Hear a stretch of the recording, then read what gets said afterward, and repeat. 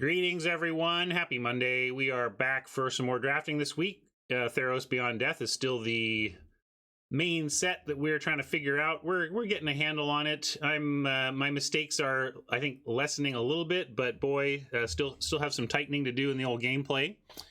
It's a tricky one for that. A lot of stuff to track here, and you miss one little thing in Magic. You miss one little factor in the board that you're assessing, and boom, it can completely change what is correct or not correct about your decision.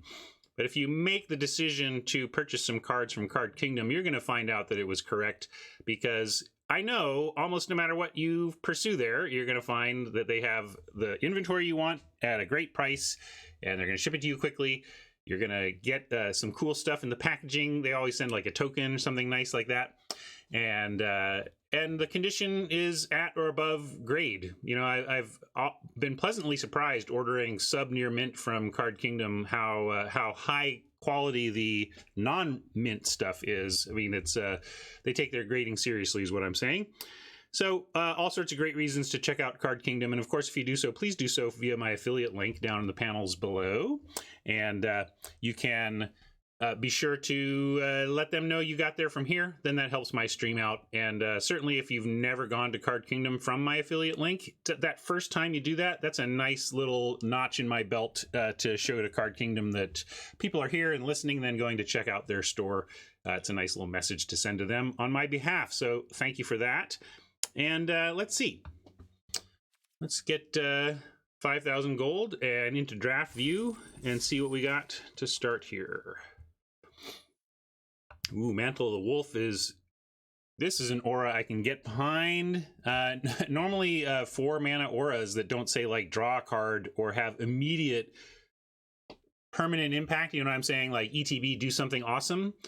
I tend to shy away from them. But in this case, if you can just land it, it's very hard for your opponent to do something to not let you get those wolves. Because note that it says when it is put into a graveyard from the battlefield. So as long as it's enchanting something and it falls off a dead creature or whatever, you're going to get those wolves, whether they kill the creature, including if they kill the enchantment. That's the main thing. Like they can use the uncommon green spell to put it on the bottom of the library, or they can maybe exile it somehow with an exile target permanent type spell. But if this goes from creature to graveyard, you get the wolves, which is mostly going to happen. So we're going to snap that up, see if we can make it work. Yeah, sometimes you got to do something like... Oh, this doesn't work. So, in case you were wondering if turning something to an enchantment stops it from being an aura, no, it doesn't. I in a desperation move, like I don't think this works, but I have no other way to win this game. I tried to see if I could put this on an aura and make it fall off, and that doesn't work. So I just thought I'd let you know. I didn't think it would, but it was like I was going to lose the game anyway, so I thought I'd try. Haj mentions there's a Myers Grasp in the previous pack. I should have mentioned that too. That's fair. That was certainly the second best pick in that pack.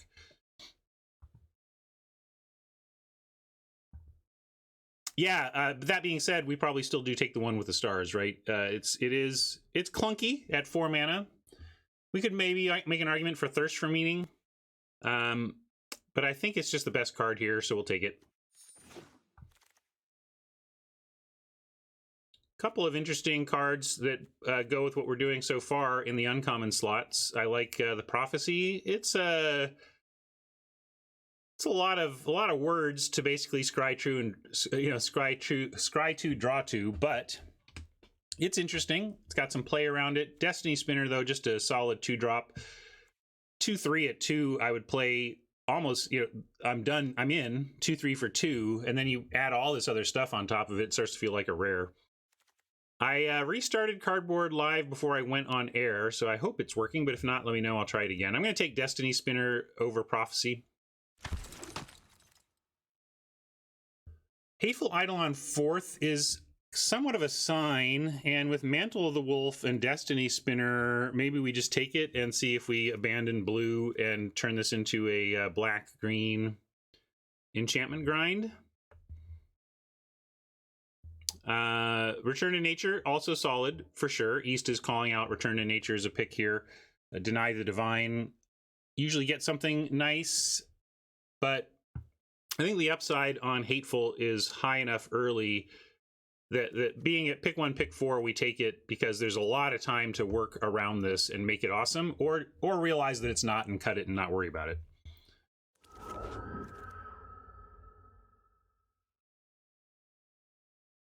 Lots of good choices here. The repeal was the first thing that jumped out at me. This is what I was saying. You can get rid of a mantle with a repeal and not give them the wolves, but we have a liar, which we have seen do outstanding work for us time after time. Daybreak Chimera, one of the premier white commons that just sitting here saying, why not us? And then a couple of decent enchantment-based green stuff. Hope maybe they're not going to wheel anything out of pick 5.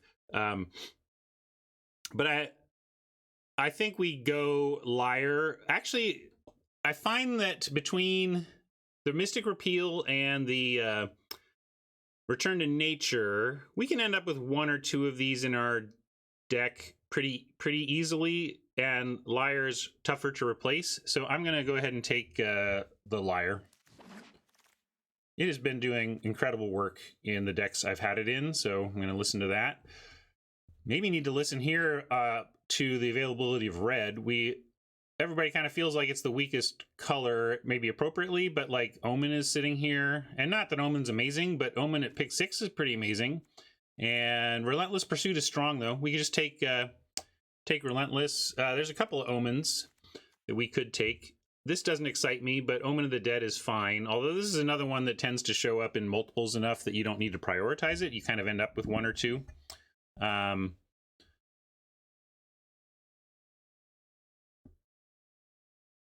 Mamanap is interested in specking on Aspirant. I'm not sure what, like, I just don't think it's that powerful. Like, when you say spec on it, what deck are we getting into from here? Or do you think it's just inherently strong enough on its own that enough stuff sacrifices and there's enough stuff to sacrifice that it's just inherently good?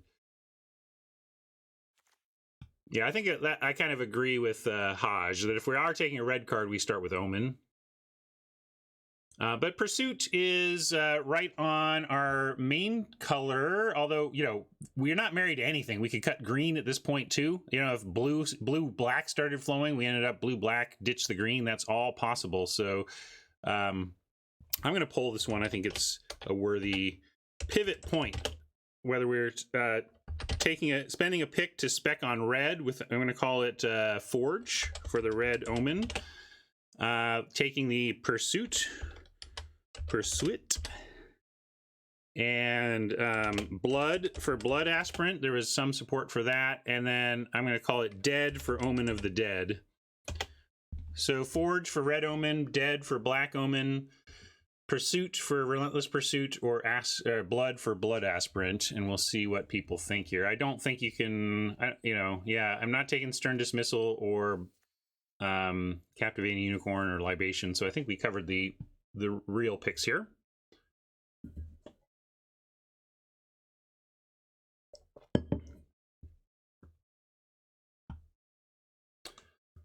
Some support for the Forge, but most just want to stick with the Pursuit.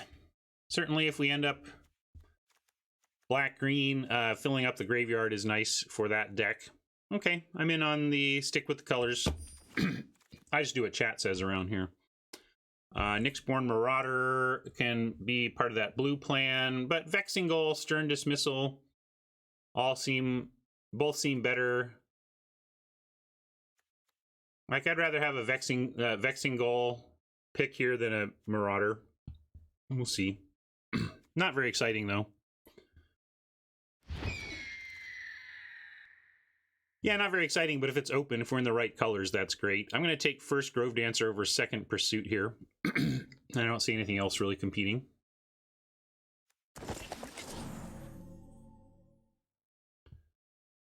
We got a Soul Reaper or a Mirror Shield. Maybe I just take the Mirror Shield. If we get... that would make me more inclined to take the Hydra if we end up there.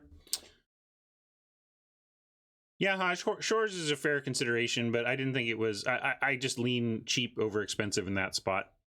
Hold on, gotta redeem the Vandal. To the extreme, I rock a mic like a vandal. Light up a stage and wax a chump like a candle. Dance!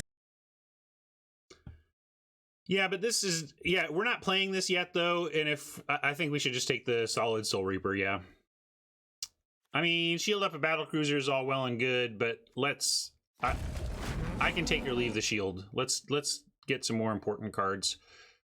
This, if we had taken red, I'd probably just take this in case we end up that way, but now we can take an Omen of the Dead over a Second Pursuit.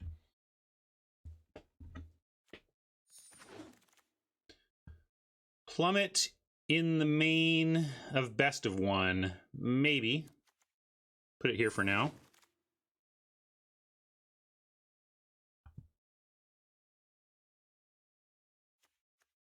Strong red-white cards left. I'm going to take the Towering Wave. We had one viewer last week say they made it to Mythic by just forcing red-white in draft, forcing Boros, so just passing that thought along. I can neither confirm nor deny that claim. Another Hateful Eidolon, Warbrier's Blessing, another Liar. I don't think we want a second Liar, but we could take a second Hateful and really try to make that work the rest of the way. Dancers wheel pretty consistently. The bots do not care about the Grove Dancer. I've had decks with 4+ of them. People want the Blessing. I love the idea of a more reliable Hateful Eidolon plan. Storm Herald, unplayable gems. No, the Herald is just rare. A lot of people want the Warbriar. I could pull this, but I'm going to be synergy greedy and take the Hateful Eidolon and try to build up an even better situation for cards like Blessing. And also, we're in black. Like if we were in heading towards blue more clearly, then I'd be more interested in the Blessing over the Eidolon. But this is an engine card. I tend to like, if I think we're in it and with one engine card already in place, I like taking a second engine card and trying to build the engine the rest of the way. How are we black? I mean, we got to be something. I think we're a little more we're black if we take Hateful Eidolon and have a great reason to be. That's what I mean. So I hear you. Maybe you guys on the Blessing are correct, but I at least have explained myself that I want to try and work this combo because we have 2 of them nice and early. Because I think pack 2 pick 1 is pretty early. Pack 2 pick 2 is pretty garbage though. This is not a great pack. I guess we have Hierophant.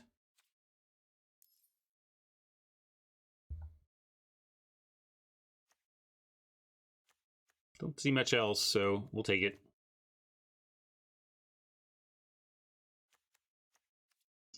Well, what do we... I mean, nothing here makes me like, wait, back to blue, right? Like, Wave Rider, Dismissal, Kraken, they're all 3 playable, but none 3 demanding my attention back towards blue.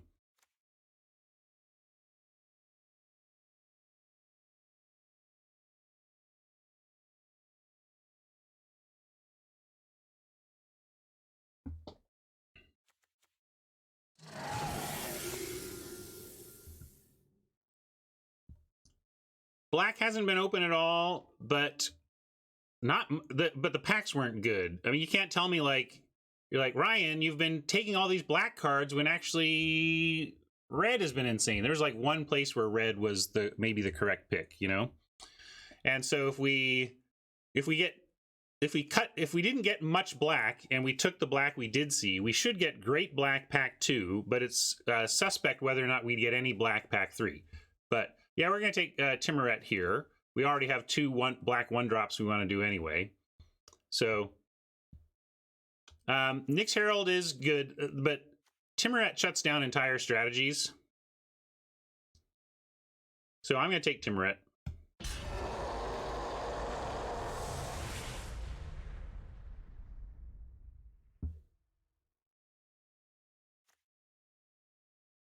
I haven't played this yet, but I think it's fine. Let's just take it. It's also works with the Eidolons.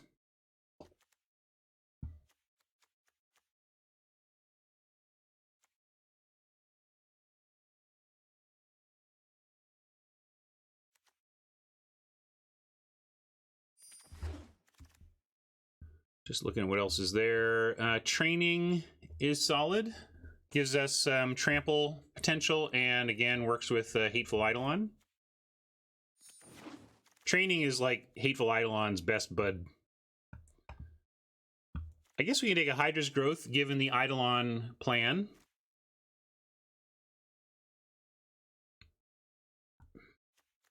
Wolf Willow Haven is okay, but I really want a favor too. Let's not sleep on the favor. In fact, I'll pull this. Hydra's Growth is more exciting, but favor is like is kind of an engine card for Eidolon. Slam that growth, people say. I don't think you can say anything. There's no windmill slams here when you've got when we have two Hateful Eidolons and there's a Hydra's Growth and a Mogus's Favor in the pack. Anybody saying this is a windmill slam anything is not being intellectually honest, I don't think. Growth, or they're not thinking it through, versus Favor. Like, Favor is kind of boring, but really streamlined with what this is trying to do. Growth is super exciting and has that classic swing and a miss, high home run, strikeout, high risk, high gain type upside.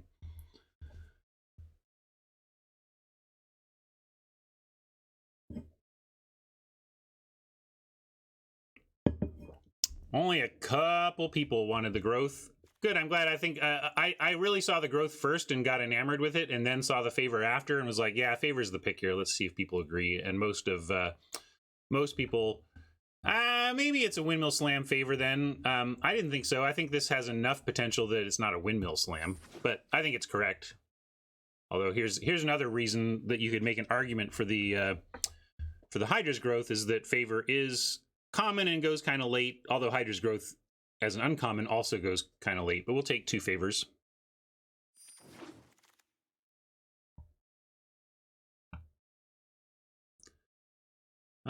We could take a possible Siona Splash, given that we are trying to do Aura stuff, or we could just take a boring old Scout. What are we doing at 3? I think we probably hedge on a possible Splash, then take a really whatever 3-drop, right? So we'll take Siona, but probably not player. Okay, Buckeye.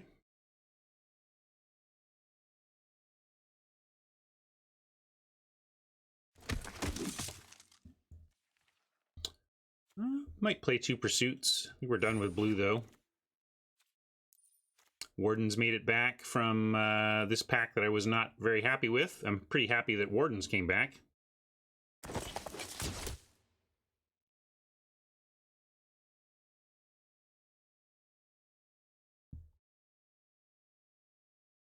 GRS is lamenting the blue going by. I'm not seeing it.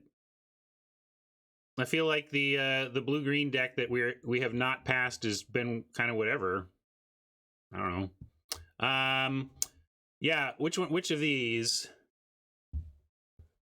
What GRS? What specific blue cards have gone by that are making you smack your forehead or feel regret? Like nothing has come by in blue that's made me feel regret yet. That's all. Let's look at curve on this. You don't have any 5s yet.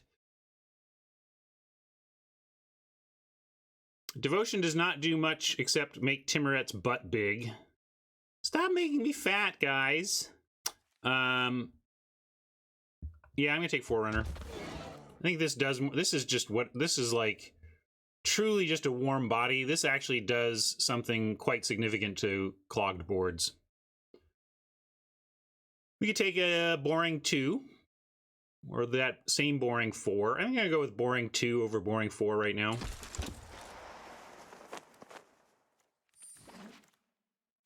All right, now black treated us okay this pack because we cut it so hard going in pack 1. I'm not expecting the black to flow in pack 3 here because we didn't see it flow in pack 1. But we have enough of it, and green is flowing enough that I think we'll be fine. One thing about getting into a color that you didn't see much of in pack 1, I mean, you don't want to be there. That's not ideal. But a silver lining is that you often get the insano hookup in pack 2, and then if you focus on your other color primarily in pack 3, you're still fine. But yeah, grasp. Like, how about give us some freaking grasps here for these double Eidolons?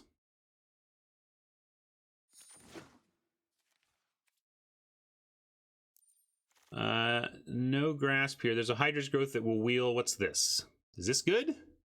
Boo, it's not good. I mean, we could take it for gems, but we want Warbriar's Blessing anyway. So if this were great, I would consider it. If it were playable gems, it would be tough for me to pass playable gems for a blessing, but this is not playable gems, and blessing is just like literally what we're trying to find now with the double Eidolon. This was the big pick. Pack 2, pick 1 was blessing versus Eidolon, and a lot of people wanted me to go blessing. I went Eidolon. Now we get to go blessing and try to make it work and hopefully wheel this training or this Hydra's Growth. Now I see a blue card that I'm like, oh, that could have worked out great. I mean, these two are the first time. This is the only time this draft I felt regret about not being in black, in blue green. But it's not even regret. Like, it's not regret. Like, oh, we'd be better off. But like, oh, finally punished, right? Typhon or Return to Nature is what we're looking at here. Try to wheel a Charger. Yeah, we'll take the Typhon. It's fine. Hodge says we can still splash, which is true. If we want to look at, that's what I wanted to talk about before I grab something. We do have a one with stars, and we could spec on one of these for splashing because, frankly, this isn't super insano for our decks, and. But if I can, I just want to stick green-black, you know, like this would be nicer than this, I think. Like Shimmerwing,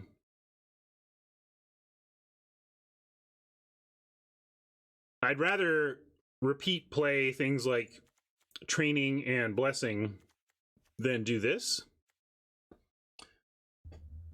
But I'm with Mabinap. I'm going to take Shimmerwing because the opportunity cost is low. It's only giving up a Typhon. We don't have much, but you don't need much. I mean, and also we still have time. It's a spec East, just costing us a Typhon. I'm going to do it. Ooh, Nyx Herald is nice here. And nothing else even remotely competing with it, so we just snap it up. It's medium chicken. I mean, it's a quality 4-drop, but it's not insano. I just think it's a good card, right?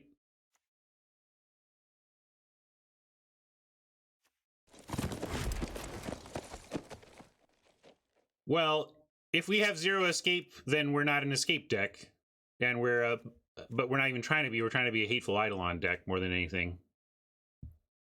And we have escape, right? So let's escape Armogus' favors and get a lot of card advantage off of him. What a garbage pack for us. Even if we splash blue, we wouldn't take anything here. I suppose we could take an Unknown Shores for the possible double splash, but Some say I never heard of ya, a rap burglar. Thank you for that sub. Thanks, Queen. 14 months. Nice. Storyteller, yeah.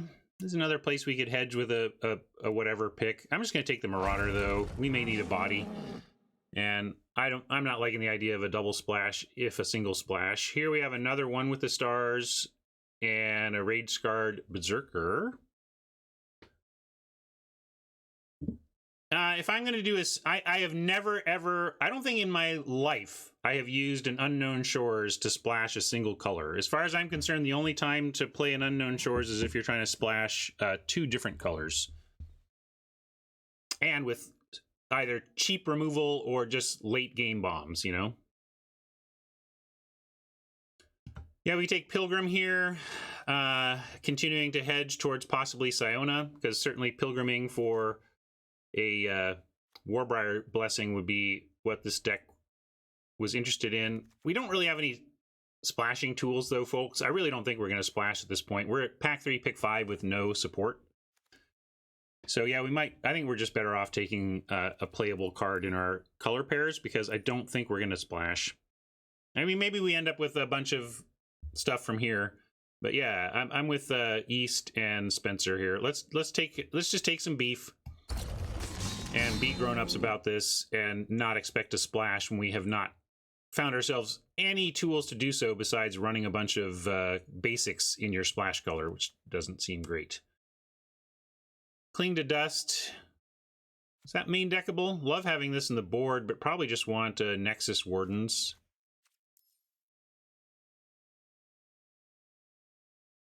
Well, we have one. Are we really playing two? Probably not playing Siona, like I said, at this point. What does it look like if we figure we're not splashing? Yeah, I think Wardens is fine. Maybe only play one Pursuit, since we aren't particularly escapey. We've got the Mogus's Favor, but no escape creatures. I think we're going to wheel one of those Underworld black 3/3s.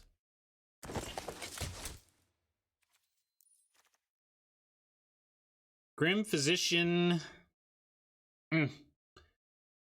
Maybe we'll take a Mirror Shield and get a Hydra's Growth back or something. Familiar. Oh, we're already past the Familiar pick. I didn't like the Familiar in that pick. Yeah, we take Wings. Maybe it's the win con. Like, we don't have a lot going on here in terms of like how we're closing this out, so I could see Wings. Haven't really played this yet, but it does a job we don't have filled as fully as I'd like, so yeah, let's spec here. This is insane-o. And we get a last-ditch effort to support a splash beyond running a bunch of basics. I'm going to take the ability to splash over an awesome splash. Or we could take Colossus, but again, I think this is not how I want to try and win this game. We'll take the Omen and see about the splash. Oh, here the growth did come back. But interestingly, now I'm a little bit more enamored with the Cetessan training, which is funny because I pulled this as growth versus something else. But now I'm thinking training is probably the way to be here. Growth is a win con, but training is more abstractly useful and a lot less risky.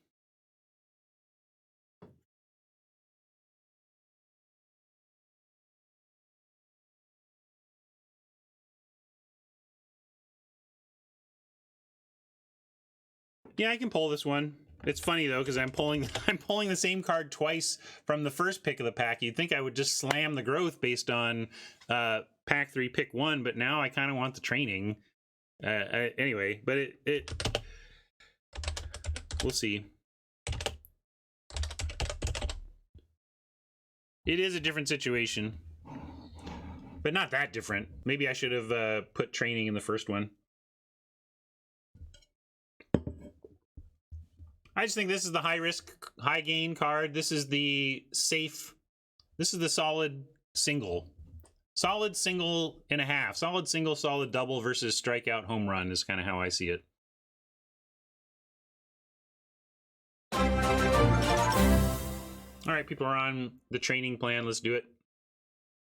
Hey, Magic, thanks for the host. Appreciate it.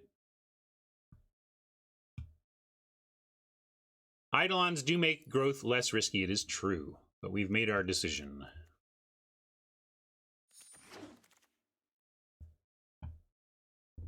Impending Doom, solid enchant, get some vault progress. Anyway, Rage Hound. Yeah, I think we could have been fine. If we'd ended up green, blue, or green, red, we would have also had fine decks. I think this deck is fine, but also we did not get the black as predicted. We did not see much black in pack 3. Which was a concern of people as I was moving into black in pack 2. But as I said, we would end up with enough to fill out a solid deck. Whether we'd be better off with one of those other pivots, hard to say.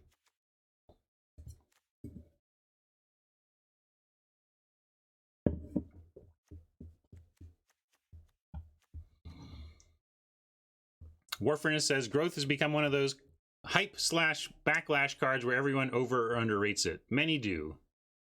I think I'm okay on. I think I have a solid beat on it, which is that it's totally playable. You just have to understand the risks that you're undertaking and try to mitigate them as best as possible with your deck building and your and your choices in game, and that I try not to. I don't get excited about those types of strategies. I play them hesitantly and with an awareness of the risk involved.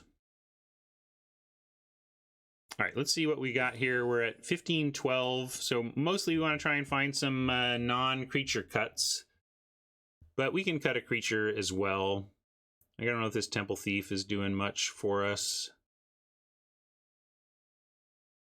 Probably cutting this Omen and not splashing. Oh, sorry, let me get out of your way. I'll do deck building.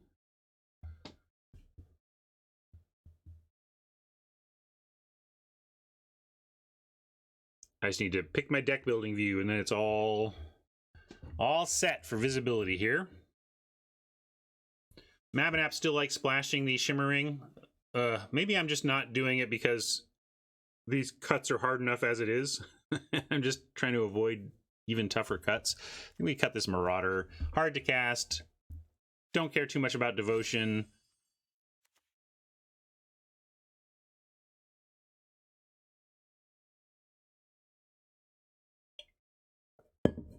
One Warden down. If we cut a Warden, we can cut a Warden, but now we got to really hold off on cutting creatures.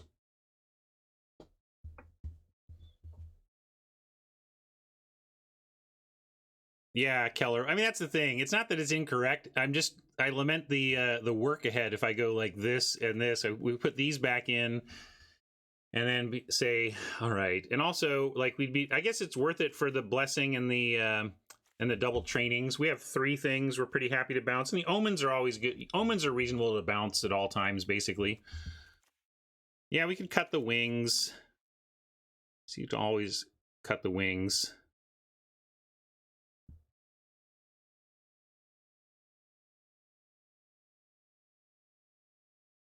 All right, well, if we're doing this, then we need 2 more cuts, though. So probably can cut another creature since we're adding back this creature. Like, what's our worst creature here? Maybe this Temple Thief.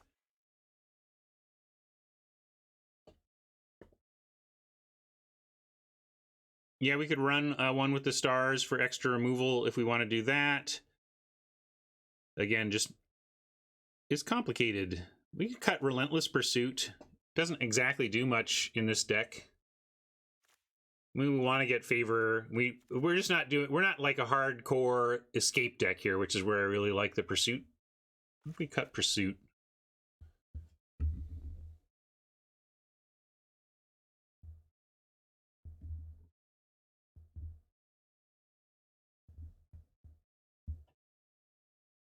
Yeah, it's sort of fixing Franz, but we're gonna, we're running Omen. That's real. Yeah, we cut Berserker too, although then we're getting to very low creature counts.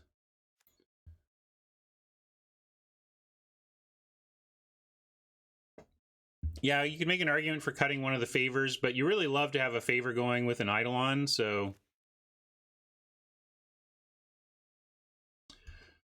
The reason we're considering one with the stars is that we're that low on removal, and it's enchantment-based removal. Yeah, you can make a 16 land argument here as well, but I tend to shy away from 16 lands and a splash because then you just end up with too few too few lands in the colors you need. All right, we're close here. I am going to keep in the splash. I'm going to keep in the one with the stars. I want to find something to cut that's not a creature, but can't cut that. I really don't want to cut those.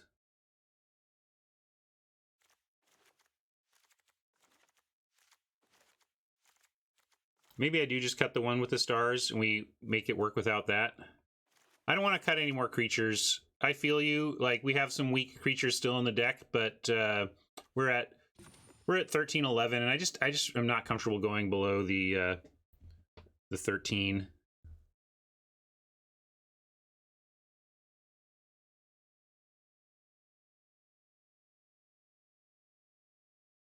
Yeah, I'm leaving all the creatures, including the Forerunner. Let's cut the one with the stars and keep this splash tight. In fact, with this, we could even make an argument for the the 2-color splash, but if you listen to the LR episode, you know that the difference between a 3-source splash and a 2-source splash is pretty incredible.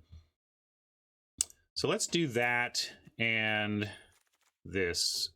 No, I take it back. We're going to do this. Even though Forest helps us find the omen for the island splash, I want 8 swamps because we're actually doing more with black early than we are with green.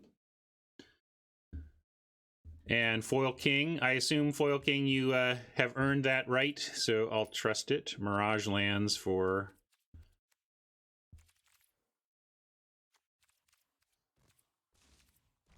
Foil King.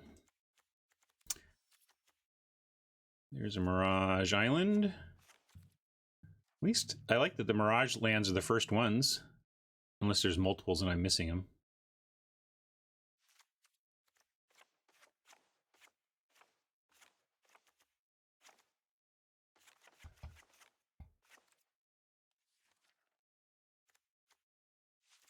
So there's suggestions to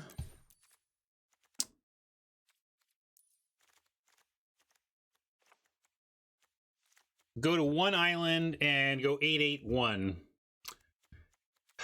I know East, that's the real choice here. The final choice, I think we need the 8 swamps, and then the final choice is 8 forests, 1 island, or 7 forests, 2 island. Or maybe this is telling us that, like, maybe we should just give up on this splash, that, like, the lack of consistency with these Timorets that we're trying to, with a Timoret we're trying to cast and everything, maybe this isn't worth it. I think I'm going to take the chance to start here, but I'm not sure which way pushes us to a higher win percentage, if I'm honest. I really don't know if the power level of this splash mitigates the damage to our mana base that it does. And that's fundamentally the question of all your splashes, is the power spike to your deck going to offset the damage to your mana? And often I have a strong sense of it, but I think it's pretty close here in terms of how disruptive the mana effect is going to be. And that's where it comes to, well, if we really want to not disrupt the mana, we can go, we can do this, but then we are significantly more likely to be staring at this in our hand with no way to cast it. So Niz is playing the don't splash side. But I'm gonna try the splash to start, understanding that I may be making our win percentage worse here. But if so, not by much. There is definitely some play here, and I am gonna try the 1 island greed. And we'll go with it. Let's see. So Greedy Paradise. That's just what came to mind, because we're splashing an island, Greedy Island. But yeah, I'm also totally not sure how much we're, if we splash, whether we're supposed to do 1 or 2 islands. But let's find out. We're going to go for it. Battlefield and update the record.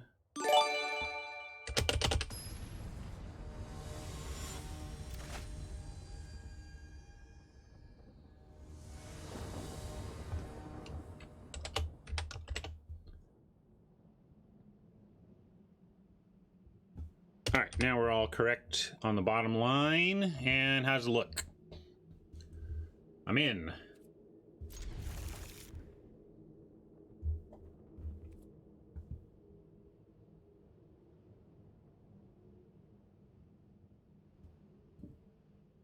Klug, that's very fair point.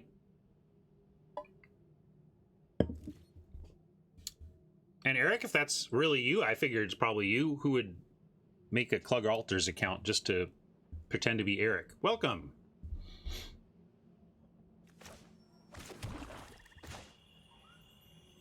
Can you help me? I don't know how to pronounce your last name, Eric. Is it Klug or Klug? I would like to say your name properly, and I've never known.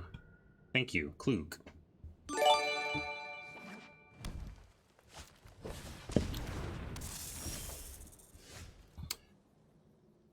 boy. For those who don't know Eric does incredible altars. In fact, Eric made us my friend Adam and I bought an altar from Eric for Marshall Sutcliffe, an incredible Man of War altar that I love. All right, this is pretty obvious. We're going to Mogus's favor the Viper. Sorry, it was in my talking to Eric brain, but the play there is super obvious. An altar is when an artist takes a magic card and puts art over the top of it, changing the art and presentation of the card. In fact, maybe I can find... Can I Kibler Google here, and maybe somebody can find Marshall tweeting about his altar, and then we can just show people the altar Eric did for Marsh.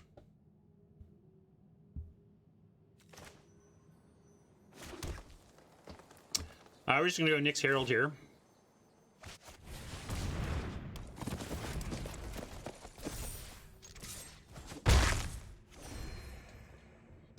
Kibler Google is a kind of magic slash game slash streaming joke or whatever, because rather than looking stuff up himself, Brian would just like Google questions, and then the internet would go find the answers for him. So now when you have other people look up something for you on the internet, you can call it Kibler Google. So, is this a problem? Not really.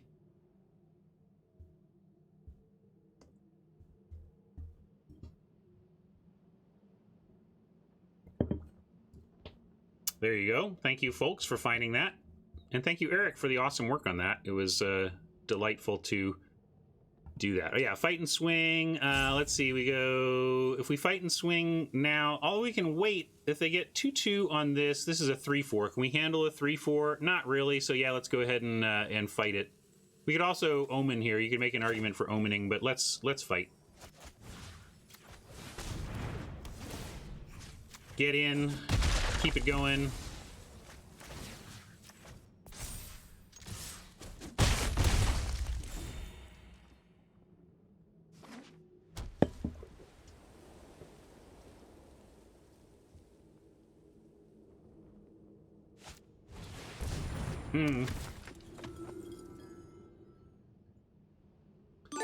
That's true. They weren't going to block, so we could have fought post combat for a little extra life. All right, they've got the combo set up. Are we going to be able to race them is really the question here. And with Al Sayed, maybe not. What do we do about this? I guess we mantle up. And is that going to be enough to power through? I don't know.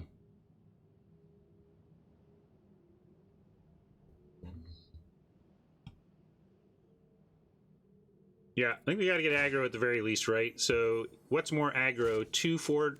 This is +4/+4 right now. These are 4 next turn. So yeah, we'll do this. And I'm just going to go all in on the Herald.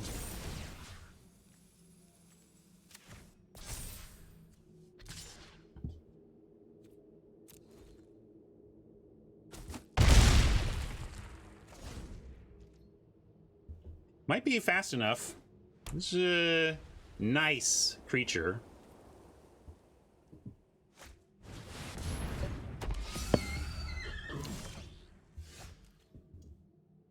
Yeah, I could have sent Eidolon, and then it bounces off the Pilgrim for not much.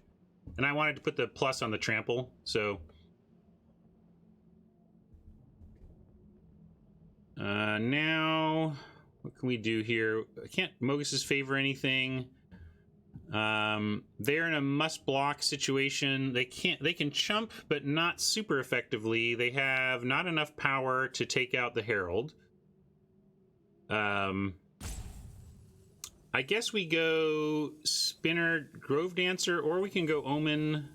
No, I want to go Spinner Grove Dancer because it adds to the board. But we can attack first.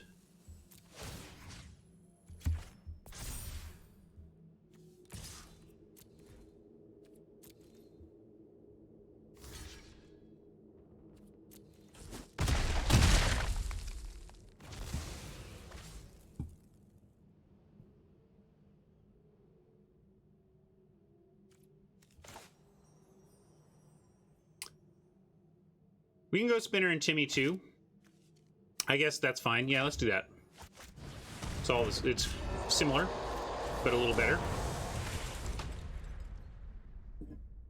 Omen Spinner. Wait, what is this? We can't do Omen Spinner, right? Those of you saying, because wait, or maybe we could. Did I get that wrong? I thought Omen put it on the battlefield tapped.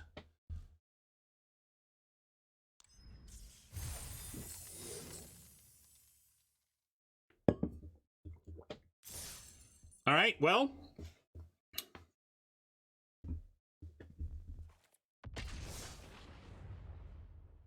Not punished for our splash, not rewarded for our splash. That's actually a pretty common result when you're agonizing over little splashes like that. You just play a game in which it plays like a two-color deck anyway.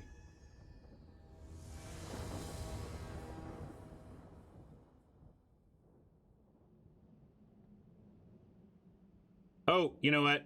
And also, I played Timuret and didn't do this. There are some who call me Tim. Sorry, Brian.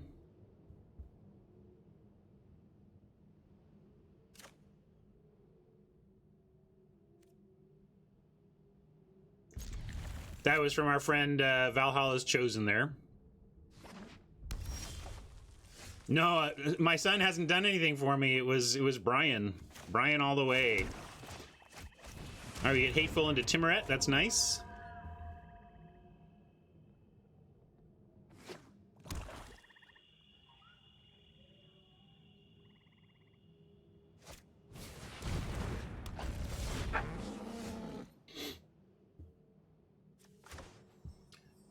So, actually, let me not be hasty, because we do have two plays here. The obvious play is just Swamp Timuret, but the less obvious play is Setessan Training on the Eidolon, making it a 2/2 lifelinker, and if we attack with it and they go for a trade, we draw a card. So it sets up Eidolon value.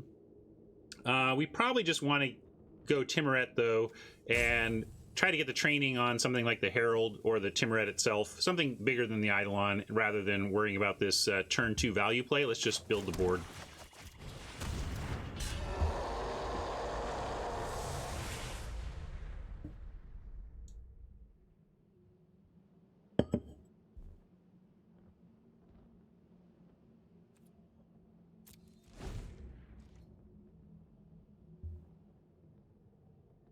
Oh yeah, you get it right now. There are some who call me Tim. I have to get used to my new memes. Well, do we want to trade Timuret for a trick, and which trick is it likely to be? What do we think Oppo is up to?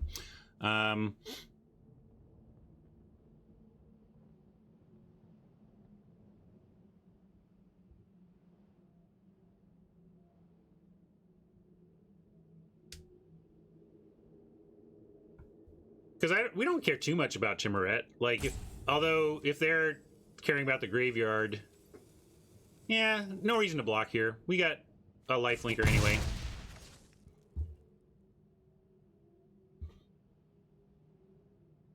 Yeah, most of them just felt like a 2-for-1 of some kind. That's the thing.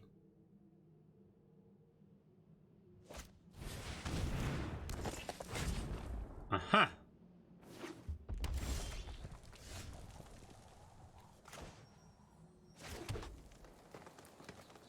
So we send in Timmy, and it would be a 2-for-1 against us, so we can't do that. Although we could if we made the Nyx Herald. If we play the Nyx Herald, we could do it, but then we'd lose the Eidolon. I'm going to play the Nyx Herald and hold. Although we could also play the Liar and try and tap down the Celebrant next turn. And then if we end up with a land, let's see, we get 2 and 2. We can play Training and tap the Celebrant next turn if we Liar here.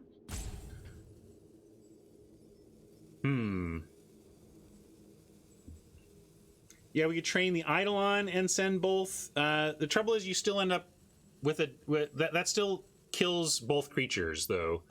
You understand? Because if we put Training here, oh, now I got Rope going. Yeah,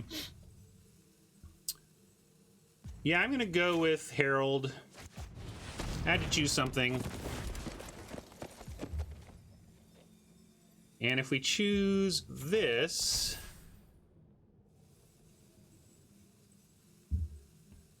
So now if we attack, they can go 1-for-1 for either of these, but not both, right? But then I don't want to give them the 1-for-1 because we have stuff to do, so no attacks. Now I'm not even sending the Eidolon.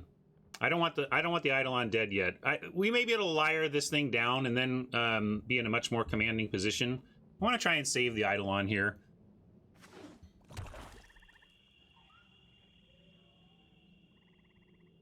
Yeah, we could have offered Timmy as a 1-for-1. Save for value of all of our auras.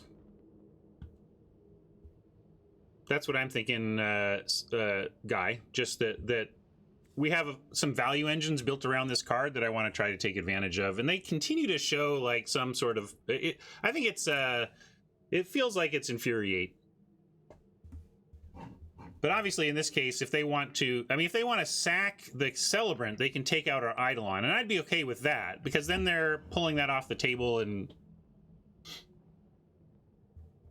Yeah, the trick is on board now. You're right, but I still think there's something going on in their hand that we have to be aware of.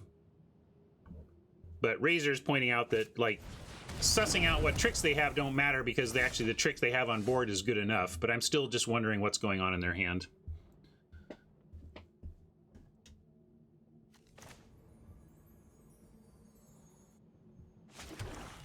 Like the Rage Hound.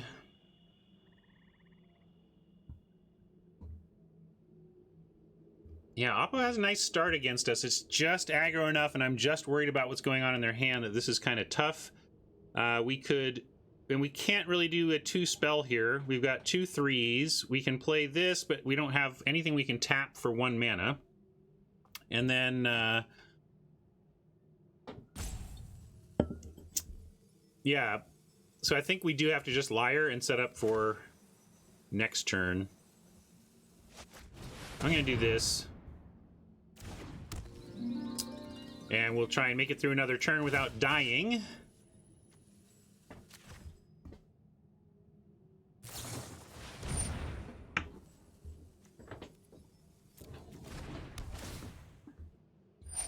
All right, they're getting our Eidolon. Not much to be done about that.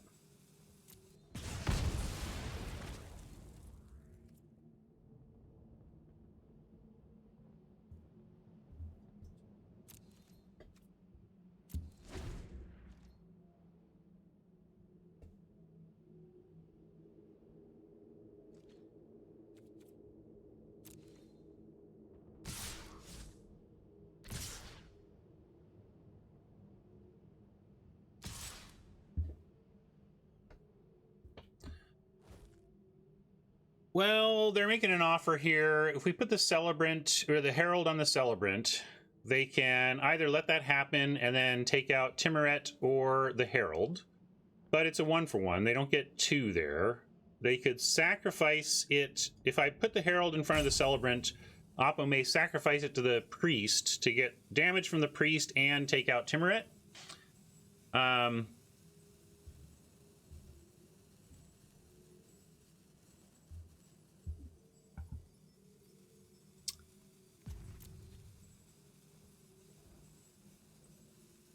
Yeah, I think Steven's right. We gotta maybe, since they have this Celebrant to blow up things anyway, then this makes them do some work for it. Ooh, they're just passing to this. Okay. Yeah. They're just taking the trades.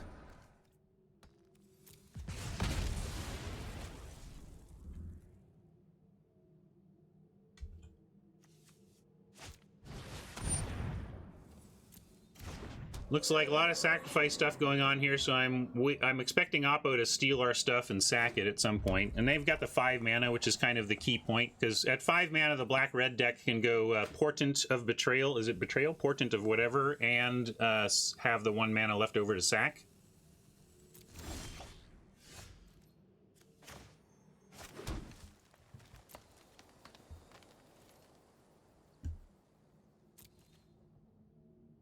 Oh, I never have any hourglasses, Blender.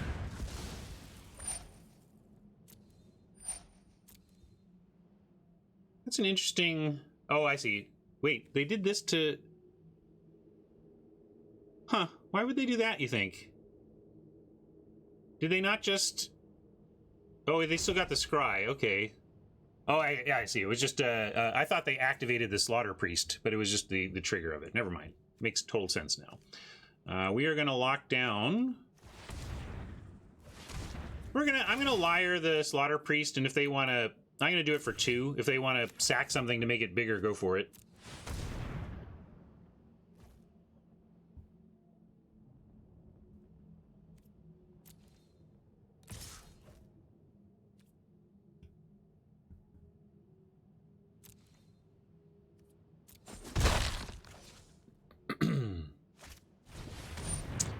They did go top, by the way, which does not bode well for us, but we'll do what we can. No need to play that yet. They might play something else.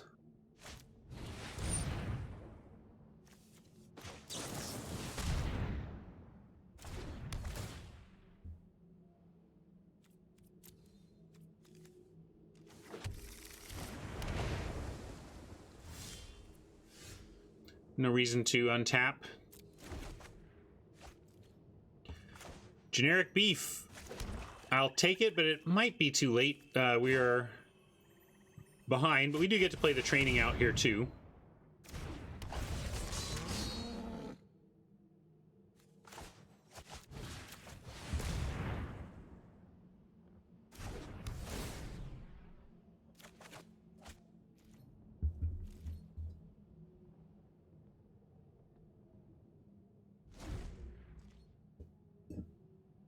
This is where they steal it and sack it and we lose.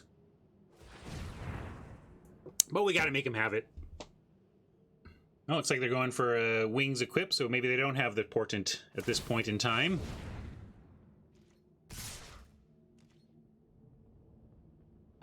Well, they're offering the sack, but we're not going to take that. We've got the enchantment bounce chimera.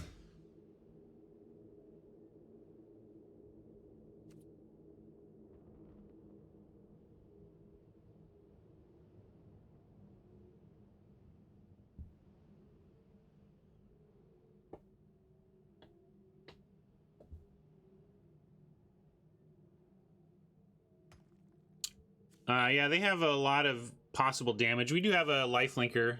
I'm gonna take the action so we can potentially react to whatever has the wings. Oh yeah, I can put upkeep stop. Let's see. If we're gonna do this though, then we have to leave that tapped. Yeah, they don't have lethal on board. I don't know where chat's seeing lethal. I'm gonna decline the action here, but we will do this.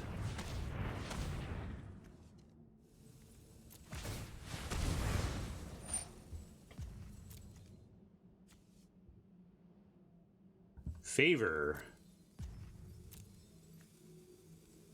Hierophant favor. I'm gonna get the favor. Actually, we have an hourglass. I'm going to use it up. We have 4 in the yard, because we could go Hierophant, cast it, and mill the favor, and then we just have access to it from the yard. Yeah, let's do... Yeah,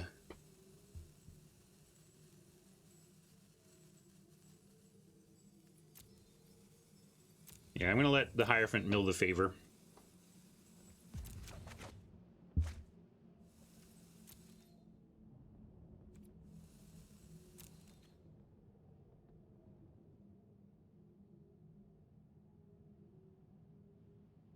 Favor what to draw what?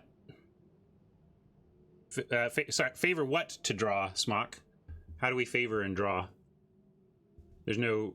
Appa doesn't have anything 1 toughness.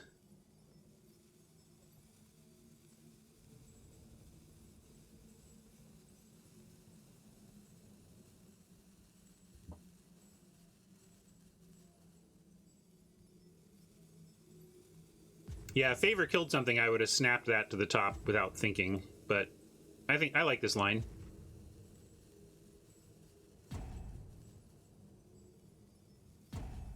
I'm trying.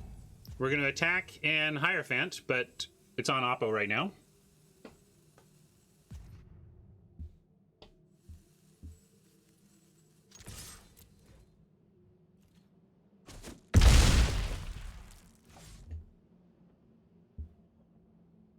Well, there's still time to favor the Eidolon if we want to end up doing that.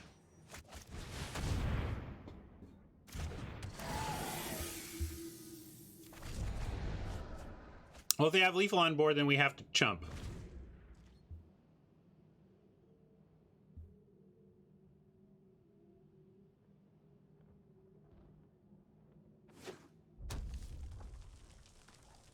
Unblockable lethal. Well, let's see if they find it, Silo. Maybe we're just dead.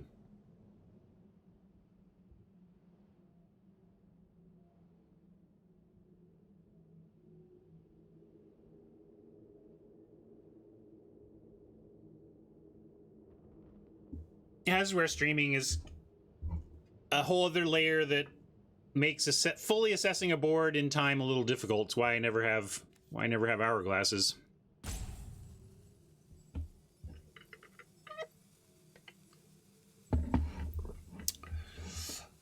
I'm letting chat figure it out. Is it lethal? Is it not? I don't know.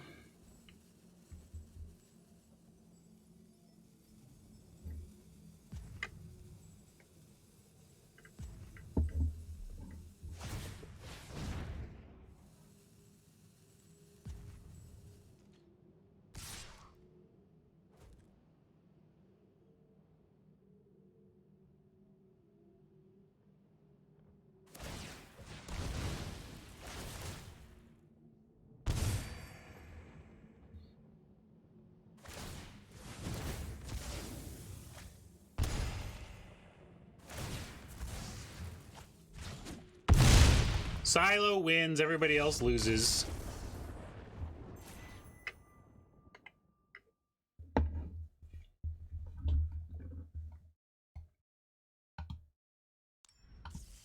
Clever line, way to find it, Silo. As Oppo's Oppo, I wasn't even really, I mean,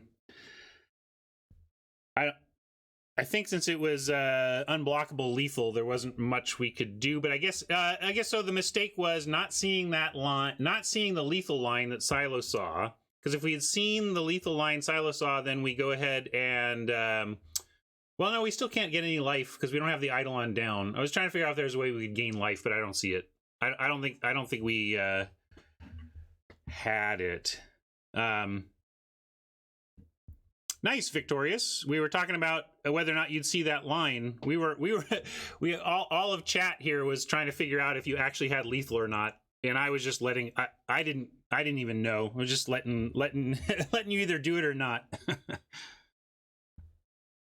But maybe we should have untapped the liar and could have done it that way. But don't they just then they untap everything, and they don't have to make any decisions pre-combat, right?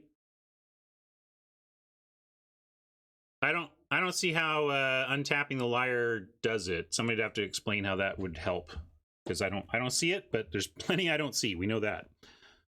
Oh, there was a question that Buckeye had. The draft token, or a comment, the draft token from the pass is not a ranked draft token like it states in the pass. It is a traditional draft token. This should have a fairly significant impact on the value of the pass, plus 750 gems. With the new info, will the pass be worth it for an all limited account that 4x is a set? It was already worth it, so yes. Like, that's assuming you make max level. If you can make max level, the pass is always worth it. The pass is worth it even to a limited player, because at that point, at the baseline, you're converting some gold or some gems to gold, but it's still the same amount. Like, basically, if you're going to get max level, it's worth it for everybody. The only question is whether you can't make it to max level or not.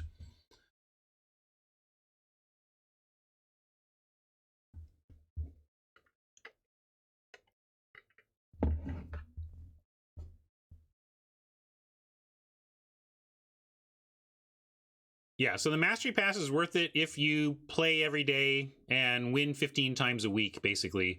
If you complete a quest, if you complete all your quests and win 15 times a week, the Mastery Pass is an easy, good deal.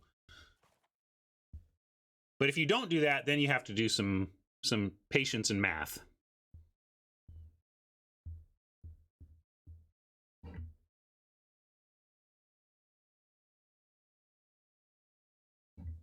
No, I didn't have an aspect of Lamprey in the deck, Vic. You were worried about nothing, but nice deck, good game.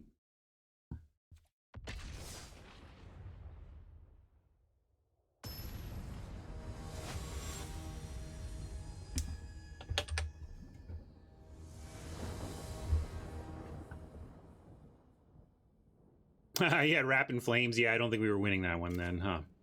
All right, well, here we get to find out whether our splash is going to be worth it this game. We have our Chimera. We only have 2 ways to get blue. And if Klug is right, we're just going to mill it with our Hierophant anyway.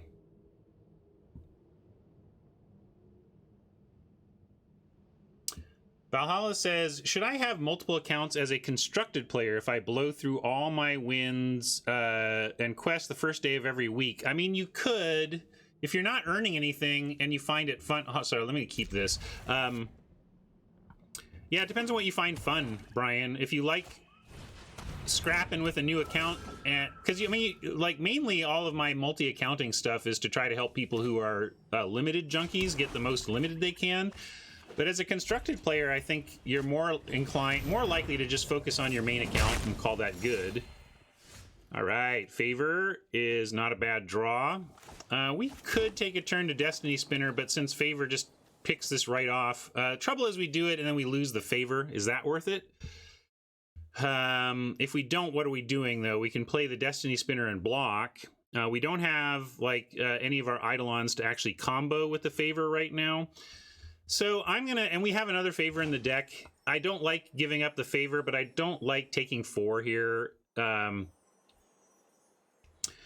wants to max mana, because then we could do it next turn. Could we do Spinner and Training next turn? That's true. We could take it for a turn. Might even offer the Spinner for the Leon, and that was the other thing we could do.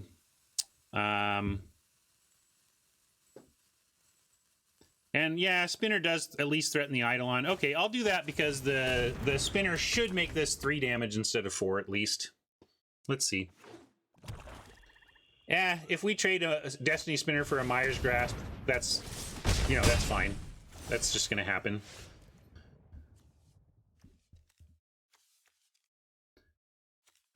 I might train our Destiny Spinner anyway just to draw a card.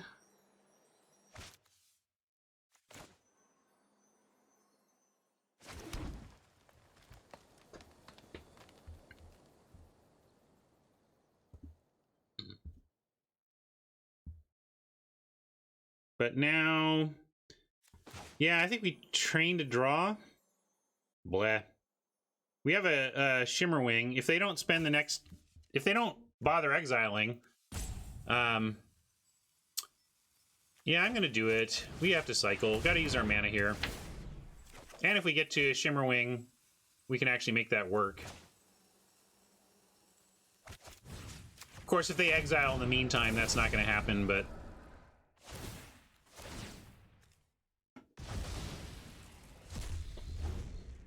I love the little graveyard hates. I think Timuret goes too far with just the relentless, inevitable, full graveyard hate, but these one-off, get one good thing out of your graveyard are a nice little design space, I think. We can play Wardens and immediately start blocking. We could play Hierophant to max our mana. If we do that, what is it getting us for next turn, though? Nothing, so... It does get us attacks, though.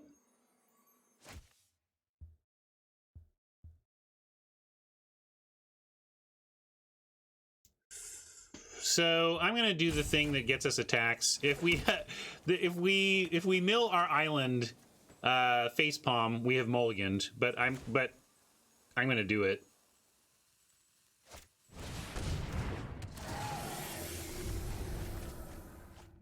Well, we didn't mill our island, but we milled one of our ways to find it. So now we're down to only a single out to actually casting our Chimera. All just data points, but this is not a great data point for our splash, let me tell you.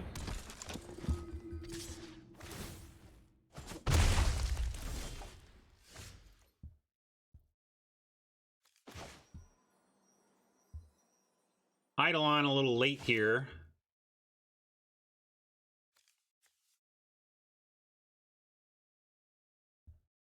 Yeah, we did thought. I mean, thought.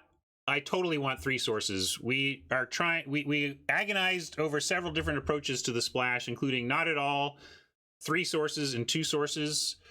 Since it's literally our only 1-card splash, we're trying the 2 sources, even though we know that it reduces the likelihood that we get to cast that card. Yeah. Anyway. Let's go Wardens into Eidolon now.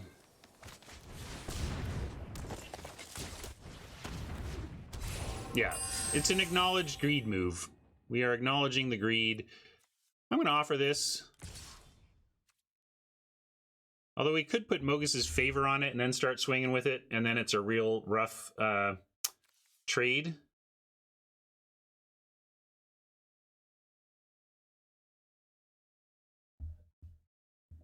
Hierophant for bearers.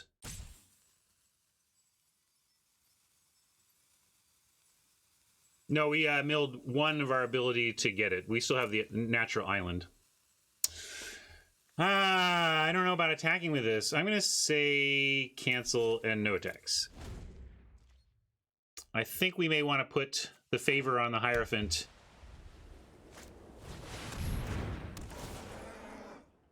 Never mind. I think we're going to watch our Hierophant die.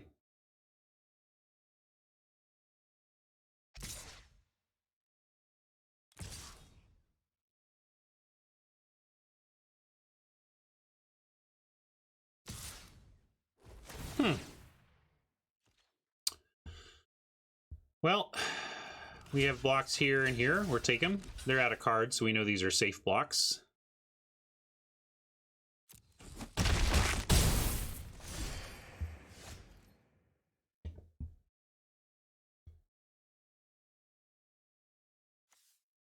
Put favor on Eidolon. We could put favor on the Wardens and make it a 3/3. That's pretty good on the air. I think I like that. Soul Reaper and Sack Spinner is not a play that can happen here, but Grove Dancer favor the Wardens is, so I'm going to do that.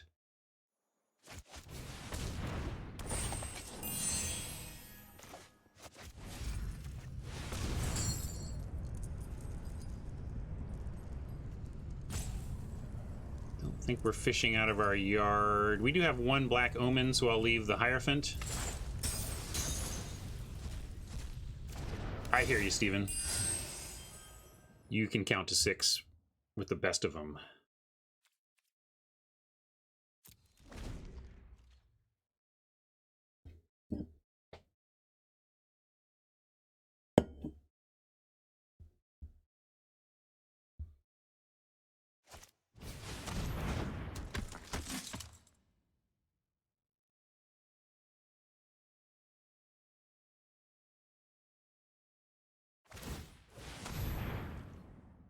I miss little things all the time.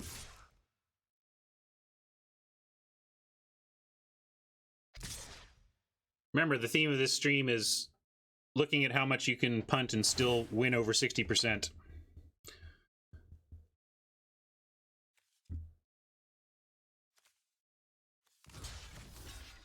Well, we could also try to trade for the bearers, but we're at 16. This is fine.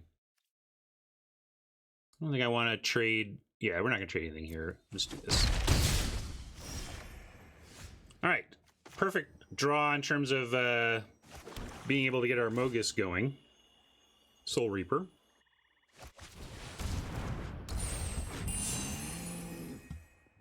And I'm going to sack the Spinner now before they can untap and exile it. And by sacking it now, we get the Eidolon triggers.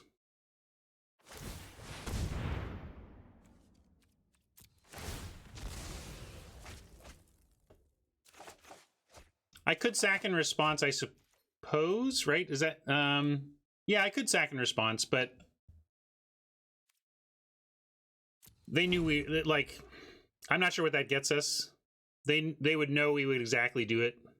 they're knowing that we were going to do that, so probably slightly a better play for me in that it takes away the possibility that I'll misclick on response or something.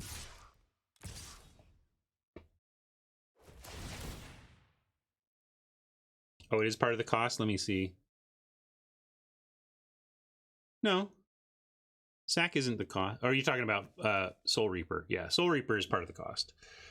All right, what are we doing here? Again, well, now they've got cards, so suddenly these draws can be a little riskier, but of course we have Eidolon backed up with an enchanted creature, so if they do something to kill this, that's fine. Do we want to offer Soul Reaper and Grove Dancer for the bearers, though? I think so. Already got some value out of the Soul Reaper. If this lives as a 1-for-1, I'm pretty thrilled. And then they don't even have attacks with the Pegasus anymore. We're going to trade for something. Let's see what they got in hand. I'm not expecting this to be free. I'm expecting something up here, but maybe not. Maybe they're happy to 1-for-1.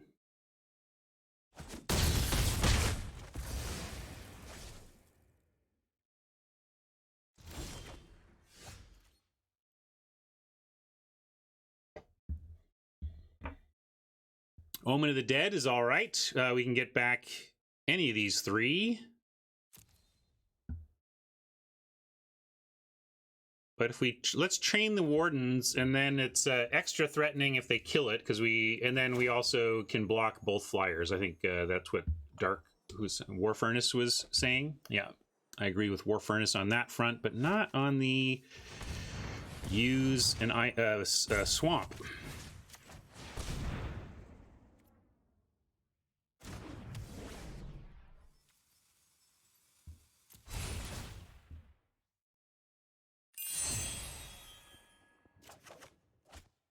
Ooh, hello, Wolfie Mantle.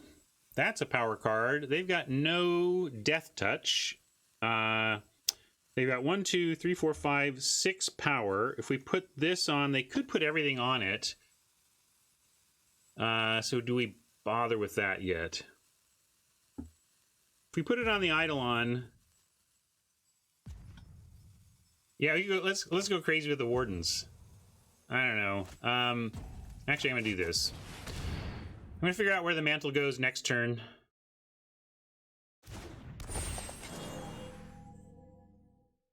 Why? Because I ran out of time. I'm at 0 hourglasses. The number one thing I want to avoid doing, I'm a low hourglass player for sure, and the big disaster is letting the game pass and that you don't get to make any decisions. So I figured last second deciding to go Grove Dancer Omen was better than letting the rope go down with me at 0 hourglasses.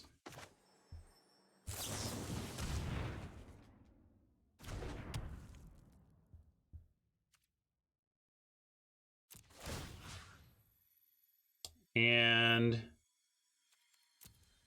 Soul Reaper seems more powerful here. Because of all these auras we have, we can snap off stuff in the meantime.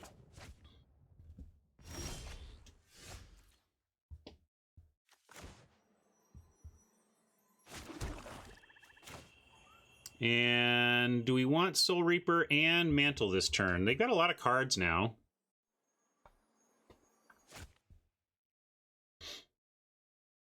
Yeah, we could have gotten Spinner too, but I got to make quick decisions here. And Spinner has a lot of things. You know, Spinner could probably make some massive lands, and maybe that was correct. I'm going to go with Mantle on the Wardens, I think. We get to be a 8/7. And if they want to put 7 on, 1, 2, 3, 4, 5, 6, 7, like they have to put all their creatures on.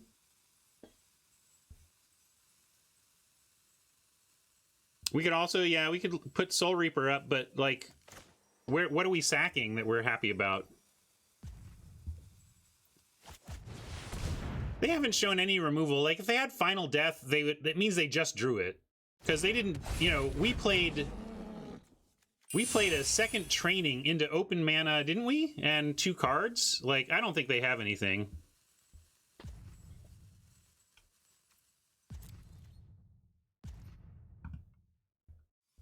Also risky to hold these cards.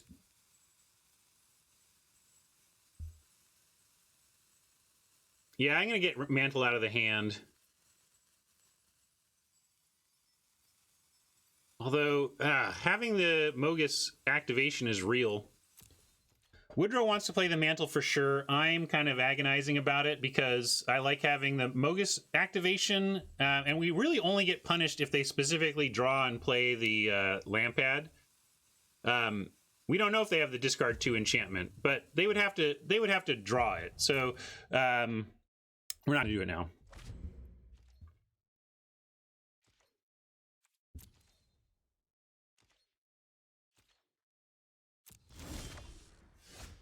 Ah, interesting. How about...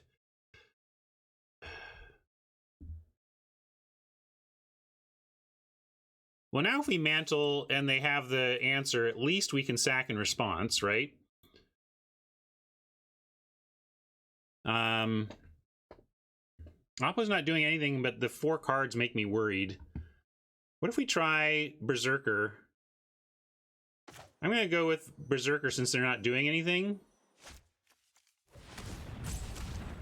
Although, what do we get off of an attack there? Maybe we go Mantle attack. I'm playing all scared here, is what's really going on. I'm playing scared of these, right, I mean, War Furnace, this is not going to end on decking, I don't think. We're at 16, like... I could Mantle, but I just don't want to Mantle into this mana, so I'm going to go ahead and Berserker.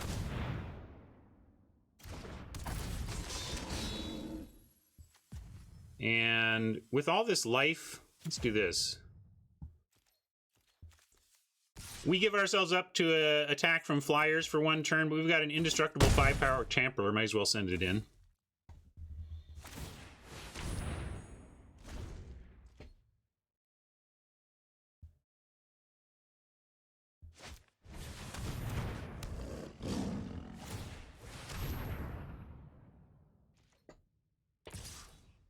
Yeah, I could have gained 2 off the Eidolon, but we went for their life total instead. Although maybe it doesn't matter because they have the Pegasus. All right, now I feel pretty good. What if we just go 5-4, make this a 9-8?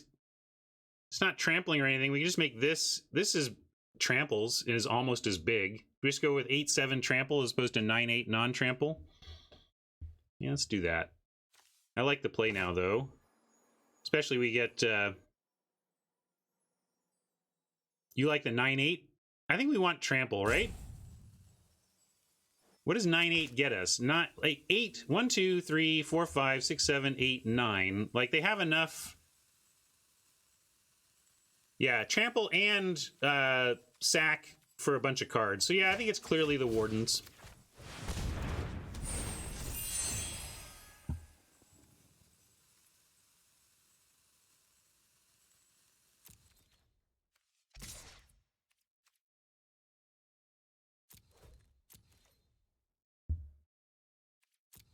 Yeah, I could have sent in the Berserker. I'm not thinking through, like, this is where I get a little rattled. A lot to do with not a lot of time. And probably should have sent in the Berserker too, yes. I'll try and tighten up here. But it happens, like, I'm getting focused on my one big threat and not thinking about what else has attacks. One of my classic leaks. Yeah, we're going to scry at the end of their turn.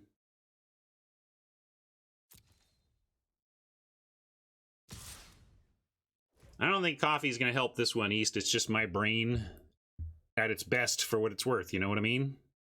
You don't like scrying because you don't want to go shields down with Mogus?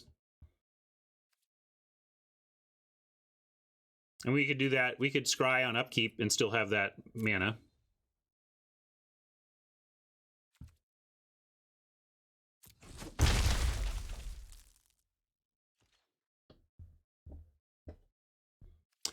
You're not wrong, Blend, but it's a tough balance. I mean, try screwing up on obvious stuff early because you're trying to play too fast, because I've done that too. It's tough.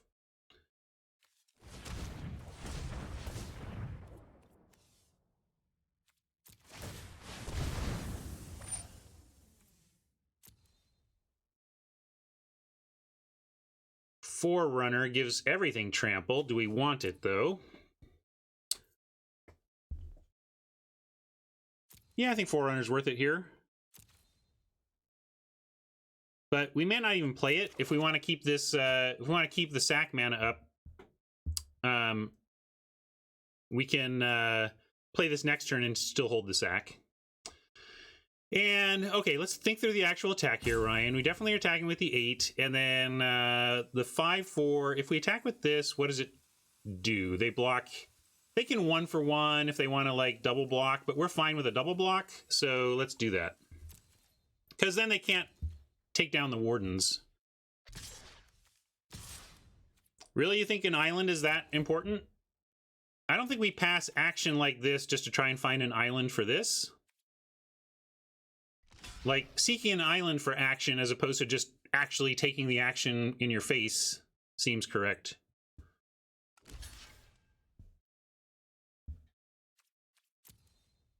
Huh, that's interesting. I figured they would go for the 1-for-1. Maybe they've got something in hand that prevents this from being a 2-for-1. Seems likely, but if so, we do at least have a sacrifice.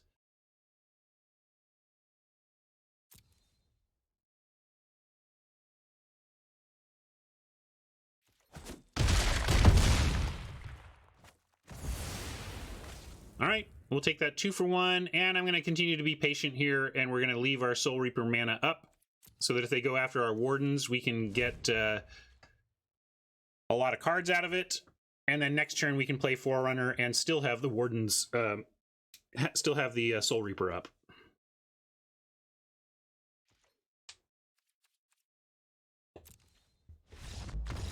Well, we will never know. Oppo has just given it up. Weird one.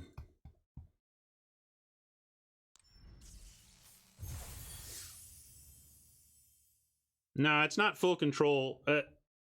If you ever muse to yourself, maybe they're in full control.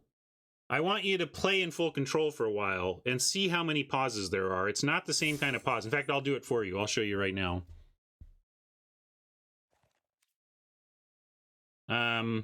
We can also reassess our greed.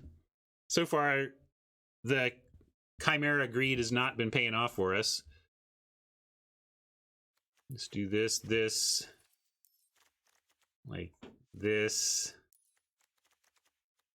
that, and like put a pursuit and a Warden's in. That's kind of what we were looking at. Although look at, I mean, those are just worse cards.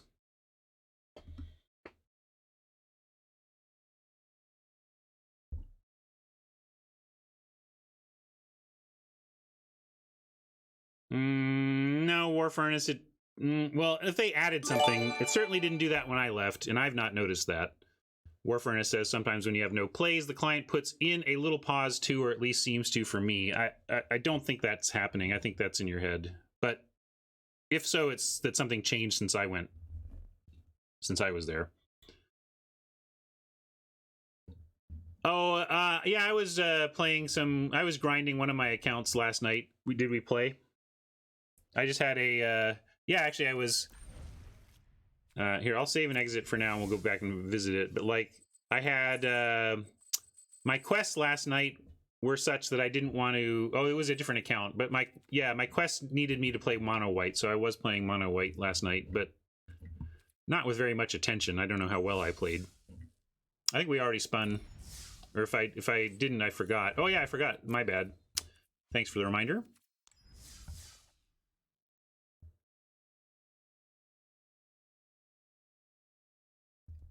I was just, when I'm in my grind mode like that, aggro there, I'm usually, so I was watching Bob's Burgers on one monitor and blindly and barely paying attention to playing White Weenie aggro on the other monitor, which you can do fairly well. I can't, the trouble, who's, Blender Bottle asks about running Inspire Awe, given our deck. I think that makes our deck, it makes Inspire Awe a possible sideboard card. Unfortunately, we're best of one. My problem with running Inspire Awe main, even though it looks like it would be good for what our team is doing, If the opponent's deck is also doing that thing, this becomes another blank in your deck, and that's unacceptable to me. But if this were best of 3 and our opponent was doing nothing with this strategy and suddenly it looked like a one-sided wrath type effect, then yeah, you can absolutely bring it in. But I wouldn't want to start it because of that. I wouldn't want to start it if it were useless against our opponent.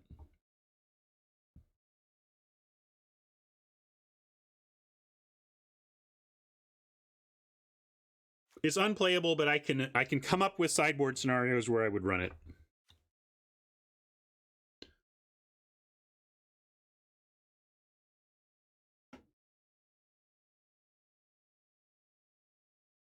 No, you mean the voice actor who does Bob? You mean?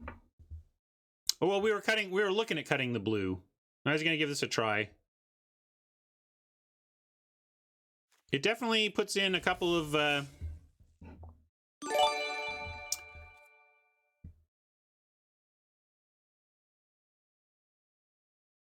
wait, Magic Craig says change the card. Ah, that's all right.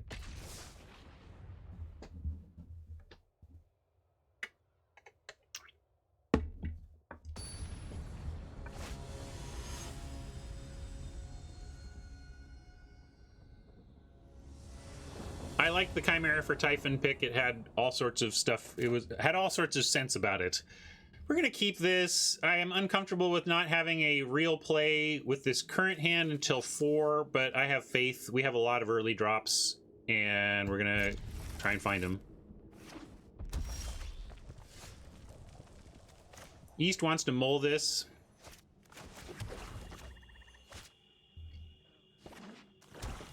No, I took the Green Omen out.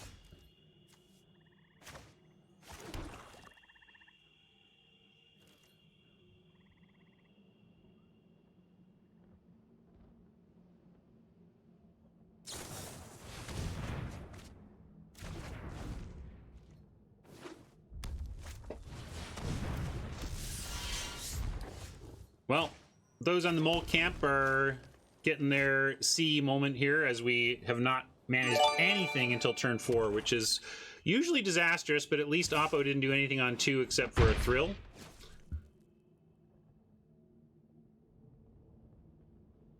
If they don't come up with anything spectacular here, and this is not spectacular unless they find the maze, then we can be okay.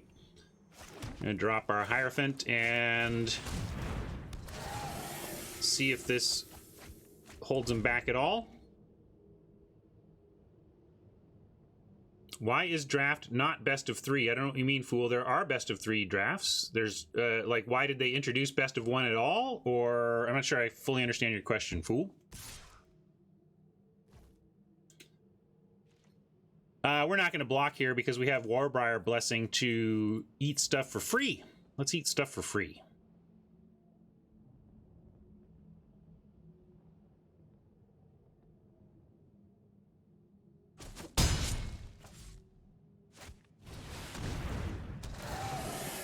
Boo.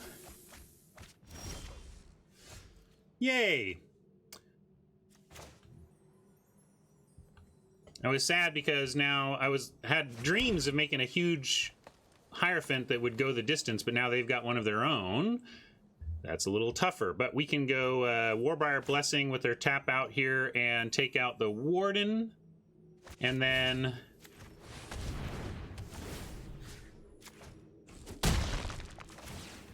we will drop the Liar and try and use that to take care of their Hierophant.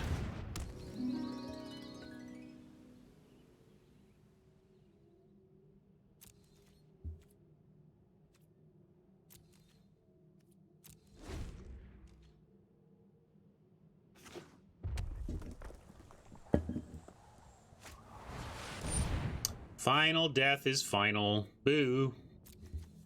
We got our one thing out of that, but obviously a 3/5 Death Toucher is an incredible defensive creature that I'm sad to see go. And now I'm especially sad that we're all aura'd up and no place to go. So we're going to have to Liar down the Hierophant, or potentially Annex, which can get bigger than the Hierophant. And we're defensive now, as opposed to, like, I wanted to tap down the Hierophant when I thought we would be attacking with the mantled creature. Now we're just in survive mode. That ain't helping. Practically want to train. Oh, it's in creature you control, so we don't even get to do that. We're not doing anything else other than tapping the Liar here, so we're going to let them untap in case they have some aura they wanted to put somewhere. This is better off.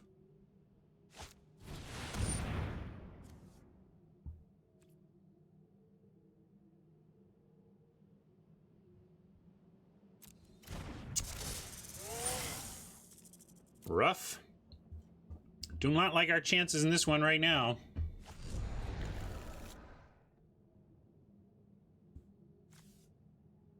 Yeah, Freaka spawn in the yard with them with already enough to do that. We are so dead.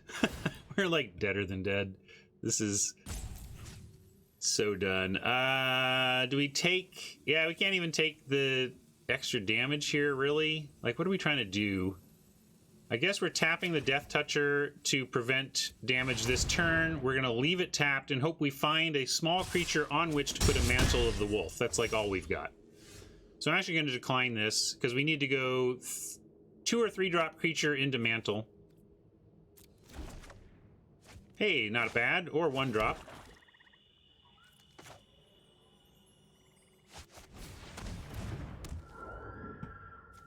Now, suddenly we have a chance. Just like that, a chance. Oh, no, not really, because they just do this, right? So we're just basically still dead. But we should still do it, because then we get 2 wolf bodies after, and we draw a bunch of cards. So...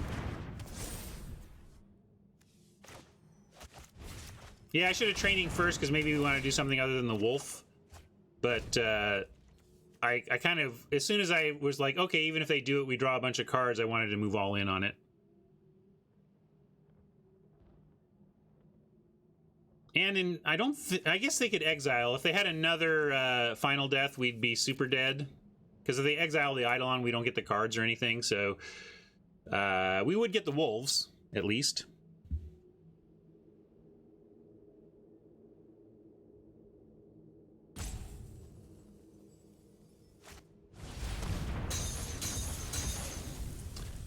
Well, Eagle, I don't know what to tell you, because they say that their data was counterintuitive, but the results showed that drafting declined as options increased. You could argue, or you could say that that when people are faced with too many options, they shrug, wave it away, and just don't do anything. Like, maybe that's what they're seeing? We're going to double block... since we don't have a plan for this Lamia after we untap. Yeah, we could double the red, I guess, and tap that. But this is a big problem coming up. We're going to need to...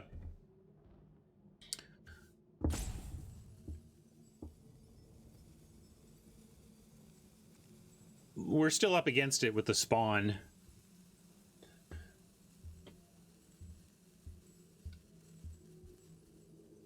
Yeah, we've got favor. All right. This keeps us a creature, I suppose.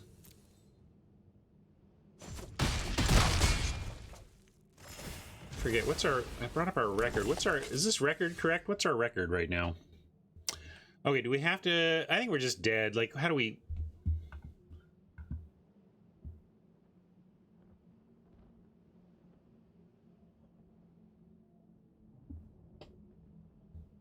like, and we can't spend Liar mana and win this game. We just can't. We can go Herald. We can get 2 creatures, but that's not enough. Yeah, we're just dead.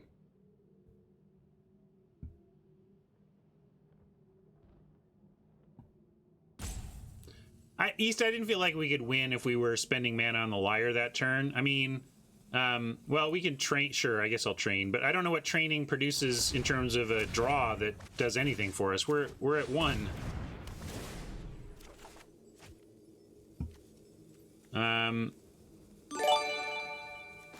Do this. Do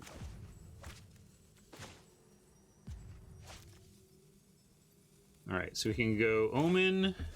I'm just going to do this, try to get as many creatures as we can.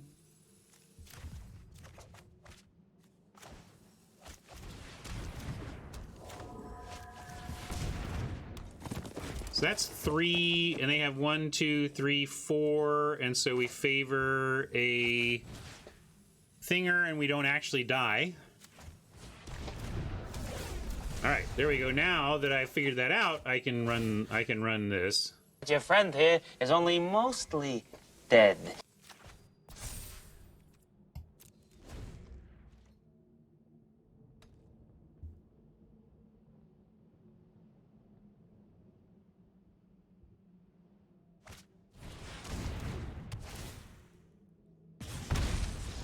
That's one way to overcome my effort to stay alive. GG Oppo.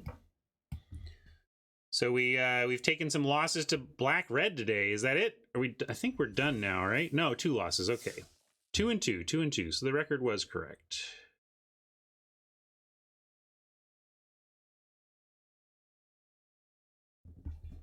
I don't know. Maybe if we'd had Chimera, we could have won that game.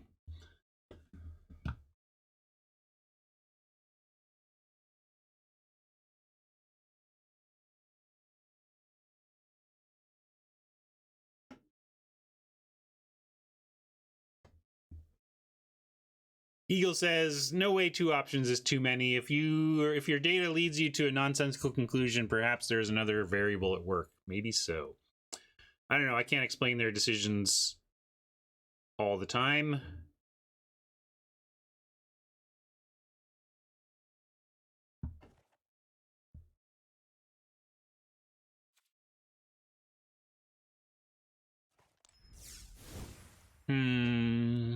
This deck.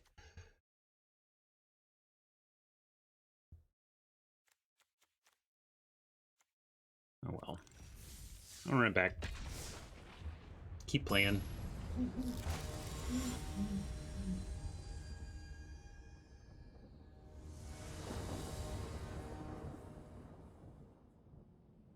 Double favor is more favor than I want, but with Grove Dancer into Herald, we're going to keep.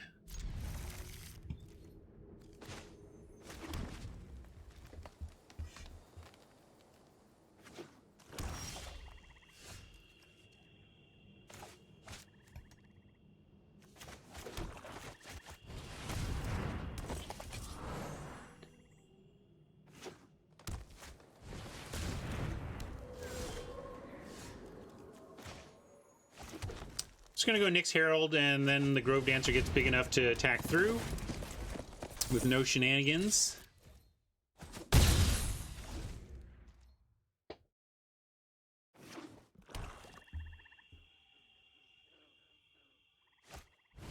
Yeah, we could have swung first, but then what are we doing? Then, like, I didn't like the plan of we swing, they block, and we spend our turn spending 1 black mana instead of 3 total mana.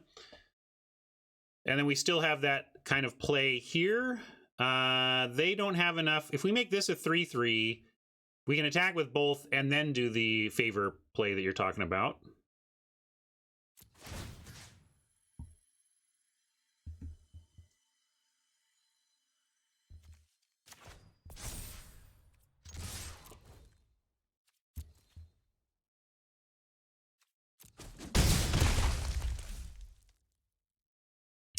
So we can go Wardens or Liar. This is going to be really annoying. Let's play the Liar now. I'm in for the Liar, and then hopefully at most this ends up as 2 power, and we can tap it before it gets huge.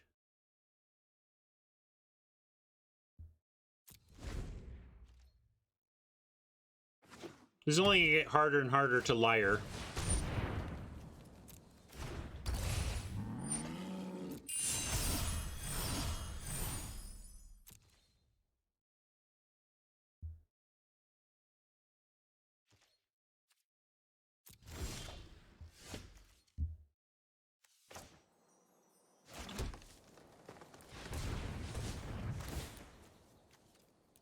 So we're going to tap down the Champ. And gonna leave the Herald back. We're gonna make the Grove Dancer big. Although we could, let's see, if we make the Herald big, then they just trade with the Herald. We don't want to do that. So I'm gonna go to favor what? East and Y.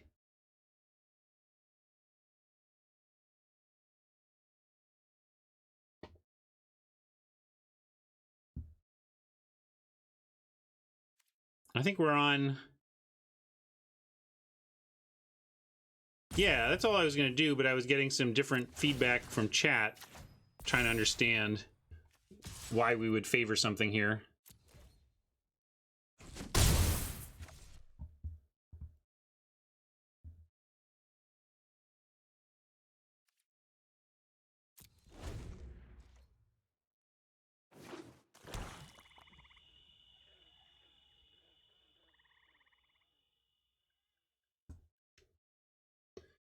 I don't think I want favor on the 2-3.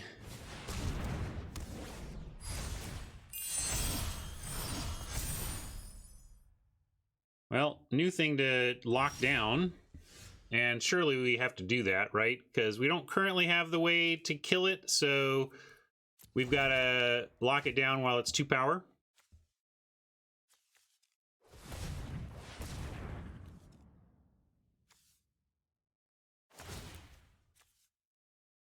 Now, should I overpay here?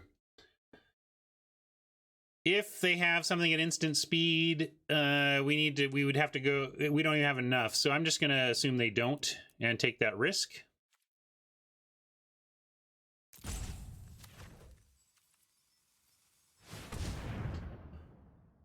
Because if they do, I think they have something like it would be like +3/+3 where we couldn't stop that anyway.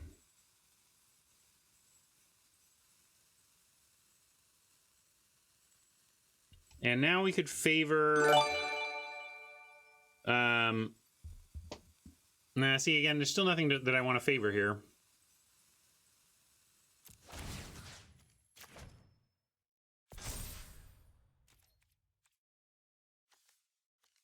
I don't want to trade the Herald off. Timnos is suggesting trading the Herald. There we go. Let's trade the Grove Dancer, or...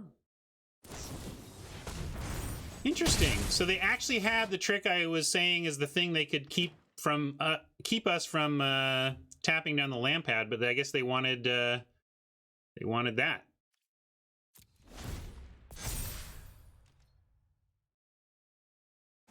Yeah, it's possible they didn't understand that they could have prevented that. Or yeah, they have some other plan to unlock the land pad. Regardless, it's working pretty good against us. We're stuck on 4. This hasn't helped. If we just had 6 mana by now, I think we'd be in pretty solid shape.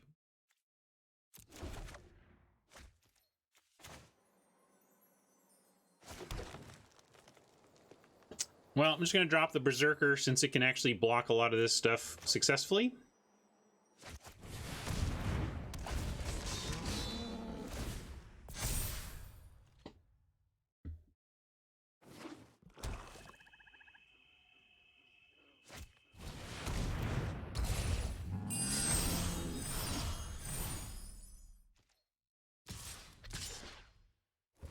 Well, unfortunately, they got the champ up to jumbo size, and I think things are grim enough that we have to start trading off here.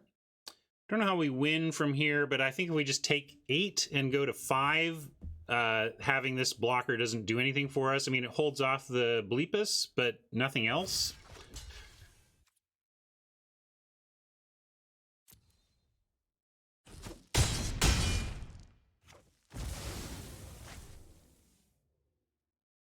Well, Fathers, how do we win if we don't trade there? What's your plan?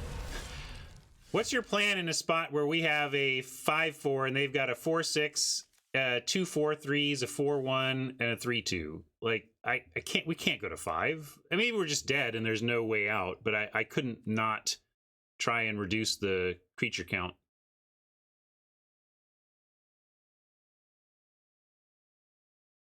And we got to keep that declined. At least we have something to favor now, and we're going to gain some life out of it. I think it... Well, let's see. Because we can go life, we can go wardens and favor on the wardens to get another trade out of that. Ay. I mean, it's still the play, but it's I don't think it's gonna be enough for us.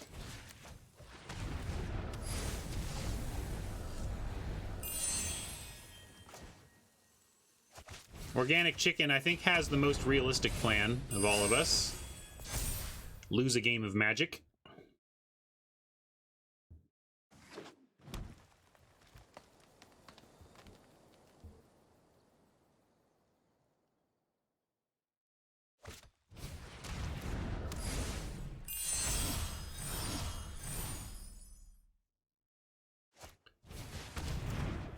Well, yeah, we could win too if we had Setessan Champion and Myers Grasp. All right, we can move on. Oh, except we get a new meme, so we better do that. There are some who call me Tim. GG Oppo. Well, it finally happened. I believe this is the first time since we've gone live on Best of One drafting that we have come up with fewer wins than losses. So, all right. Not a happy occasion, but happy that it took us until February 10th before we lost fewer than 3 times.